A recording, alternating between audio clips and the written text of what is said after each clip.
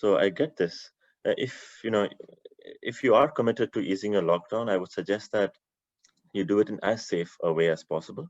And we'll come to some infection control measures that you can practice.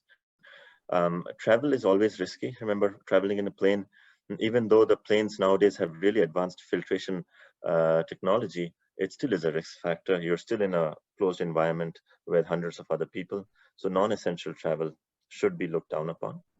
And if you have to socialize, I would say that do it in as safe a way as you can. The best practice being not to, especially if you have at-risk people at home. Since you touched upon travel, we may as well finish that section. And if you want to add anything about travel safety, we can probably finish that and then move to the main section, which is medical learning. But I also have a personal question, if you allow me to ask, but after the travel part. Okay. So let's stick to air travel, because that's where the most of the data is. So air travel is risky, no question.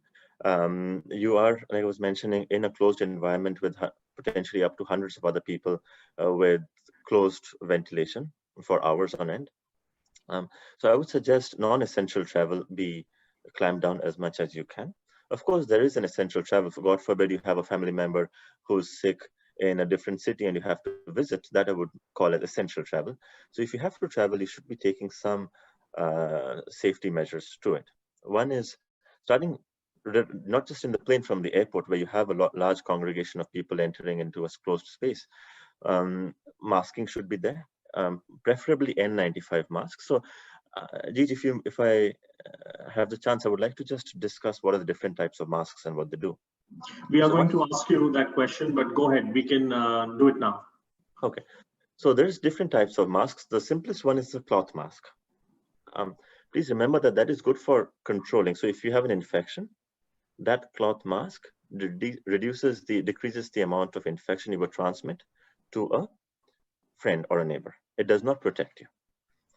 The surgical mask, similarly, the N95 mask, which is tight and honestly quite difficult to wear for hours on end, is the mask that protects you if a person around you is infectious and coughing and sneezing.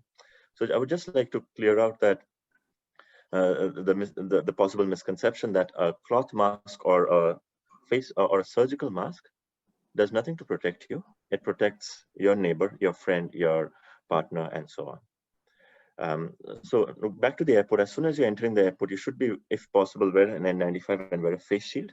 While you're in the plane, you should try to distance yourself. So one of the things that some airlines here are doing are emptying out the middle seat. So there's at least 3 to 4 feet difference between a distance between two passengers. You remember the air vents on the top where you have the fans. You should try and direct the fans away from you so that you don't have fresh air blowing into your face, and consider using a face shield as well.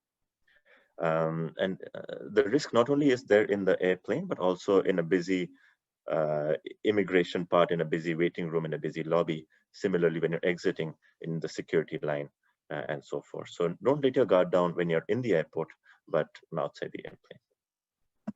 So what I'm taking away from this is N95 mask is really the gold standard, but you don't have to wear it all the time. Wear it when you are exposing yourself to a situation. And when everyone wears a mask, there is more efficiency in protecting ourselves.